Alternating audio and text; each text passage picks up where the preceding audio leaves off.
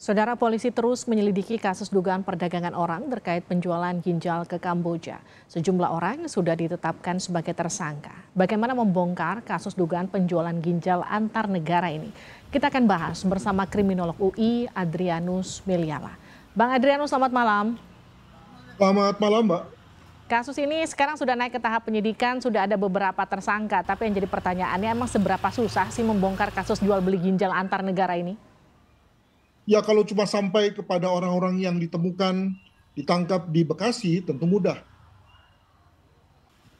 Tapi kalau kemudian lari ke intermediarinya, pihak yang mengantarai ya, dari Indonesia ke Kamboja, atau pihak yang terlibat atau yang beraksi di Kamboja, tentu itu soal tuh. Karena di situ sudah ada soal dengan jurisdiksi yang berbeda, di mana kepolisian Indonesia tidak memiliki kewenangan terhadap mereka. Maka untuk itu diperlukan kerjasama kepolisian internasional. Nah, apakah dalam hal ini sudah ada upaya ke arah situ? Nah, ini yang perlu kita cermati dari langkah kepolisian. Demikian, Pak. Baik, lalu kemudian ini diduga kan melibatkan sindikat jual beli ginjal internasional. Artinya kasus ini akan semakin sulit untuk diurai satu persatu begitu ya, Bang Adrianus? Ya makanya kita memulai melakukan yang namanya teori bubur panas saja lah. Ya.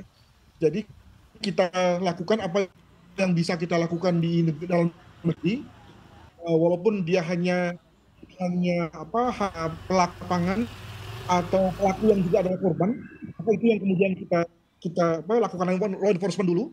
Tetapi kemudian tidak hanya berhenti di situ. Nah maka tadi bekerja sama dengan Interpol agar kemudian bisa menyentuh ya mereka-mereka yang menjadi pemodal, mereka-mereka yang menjadi penampung di Kamboja, ya, dan juga pihak-pihak yang menjadi tadi intermediarinya. Sebab maka yang kita saja atau jaringan yang ada di Indonesia saja, itu tentu tidak akan membuat kapok ya, karena pada saat yang lain tentu dia akan mencari gurita yang lain yang tentu saja akan mudah ketika mengenai faktor ekonomi di Indonesia, begitu. Kalau ini melibatkan jaringan internasional, lalu nanti penindakan hukumnya akan seperti apa? Makanya di sini kita bicara mengenai dua hal. Pertama, kerjasama yang baik, kerjasama yang yang saling menguntungkan, resiprokal dari Interpol, dan yang kedua adalah kemauan yang baik juga ya. Di sini kita bicara mengenai political will dari negara yang sudah disebut-sebut sebagai negara tempat kemudian terjadi transplantasi tersebut dari Kamboja. Jangan sampai misalnya Kamboja malah melindungi atau Kamboja malah kemudian lalu menjadi defensif, malah membela diri itu ya. Nah itu tentu tidak akan tercapai tujuan kita. Jadi dalam hal ini memang satu poin krusial dalam rangka kerjasama penanggulangan kejahatan internasional adalah dua hal tadi, organisasi kepolisian internasional, dan yang kedua adalah niat baik dari negara-negara yang ketempatan. Demikian. Artinya jaringan yang kemudian diduga terkait dengan penjualan beli ginjal ini yang kemudian mereka adalah warga negara asing begitu, ini bisa kemudian kasusnya ditarik ke Indonesia untuk diadili di sini ya Pak Adrianus? Saya kira susah ya, karena mana ada negara yang mau menyerahkan warganya untuk diadili di tempat yang lain. Mesti ada adalah perintah dari lembaga yang lebih tinggi, khususnya misalnya terkait dengan konteks pelanggaran HAM berat ya. Atau yang kedua adalah tadi sudah ada semacam kejelasan dalam rangka apa yang dilakukan oleh yang bersangkutan dalam konteks kerangka internasional, kemudian lalu kepolisian setempatlah yang kemudian mengeksekusinya. Itu saya kira dengan semangat bahwa tidak ada pihak yang melindungi kegiatan seperti ini, maka tentu biarlah kemudian kepolisian Kamboja bekerja terkait dengan warga negaranya gitu ya, dan kita kemudian mengurusi warga negara kita sendiri, begitu Mbak. Oke, Pak Adrianus, tapi kalau secara konstruksi perkara ini kan mereka ini ditawari pekerjaan, kemudian diiming-imingi jadi tenaga kerja asing di luar negeri, tapi ternyata di sana ginjalnya dijual, begitu artinya ini penipuan masuk ke sana?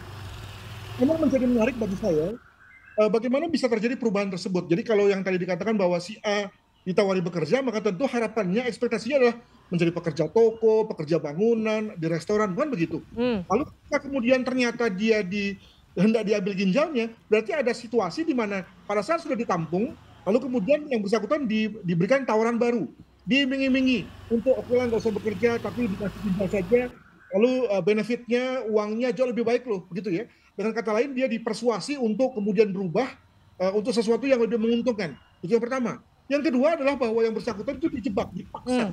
Ada assault, ya, ada semacam apa namanya ditekan untuk kemudian sudah nggak bisa kerja, tapi kemudian dipaksa untuk menjual ginjalnya. Permasalahannya adalah bahwa kalau dilihat daripada pengakuan dari RT dan juga tetangga di lokasi di tempat diadakan penangkapan, maka kelihatannya kan rumah tersebut itu tidak terkunci, orang boleh keluar, boleh masuk, tidak mengesankan bahwa ada orang yang disekap. Artinya jangan-jangan sukarela begitu ya? Sukarela, jadi memang diiming-imingi. Nah kalau kayak gitu, apa konstruksi hukumnya akan seperti apa? Tentu dalam hal ini pasal-pasal tentang undang-undang kesehatan, undang-undang pidana tetap masuk ya.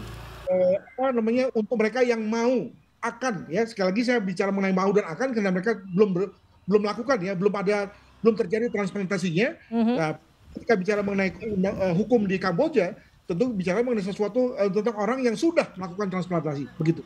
Kalau TPPO? Saya tentu kalau kita bicara mengenai pendekatan jungto bisa saja ditarik ke arah TPPO.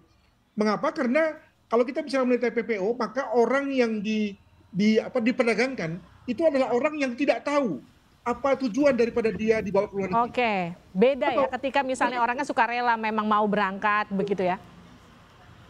Jadi oke kita pakai TPPO, tapi kemungkinan dalam hal ini mungkin hakim tidak melihat relevan undang-undang itu dipakai dalam hal ini, begitu. Baik, terima kasih Pak Adrianus Meliala telah bergabung bersama kami di Sapa Indonesia Malam.